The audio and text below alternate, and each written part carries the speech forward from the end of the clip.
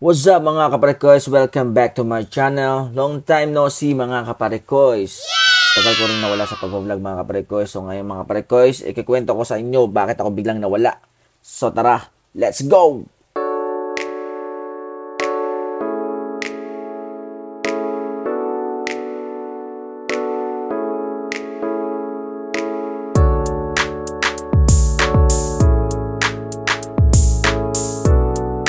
So yun mga kaparekoys, nakita nyo nga yung pangalan na Movenpick Resort and Spa Boracay. Yes mga kaparekoys, dito ako ngayon nagtatrabaho. At hayaan nyo i-share ko sa inyo mga kaparekoys kung ano yung mga trabaho ko dito. Let's go! Chug, chug, chug, chug, chug. So yun na nga mga kaparekoys, kung nakikita nyo mga kaparekoys, yun yung tinatawag na fire dance mga kaparekoys. Pero wala pa yung fire mga kaparekoys ha, kasi takot pa ako maglaro ng apoy nyo mga kaparekoys. Hehehe.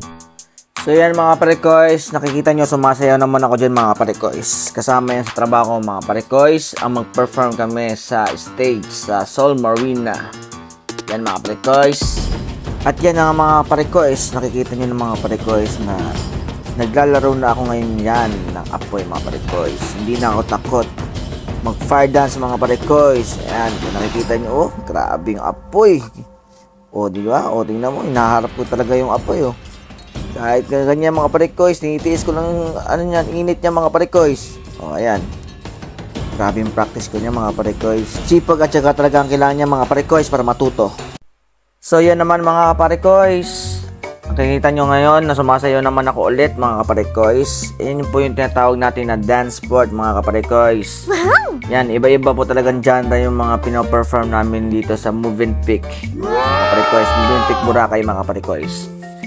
So yun mga kaparekoys, talagang grabe yung mga pinapakita naming skills.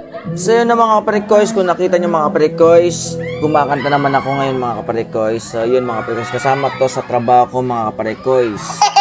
Talagang nag-aaral akong kumanta para sa trabaho ko mga kaparekoys. At shoutout ako sa coach ko na si Mark Morales. Wow! So mga kaparekoys, yan na, na-share ko na sa inyo kung bakit ako ngayon nasa Movenpick Boracay at bigla akong nawala.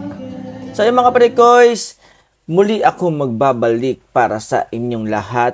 And please don't forget to subscribe, like, and share to my YouTube channel. At kung meron po kayong gustong puntahan ko po dito sa Boracay, just comment down below. Let's go!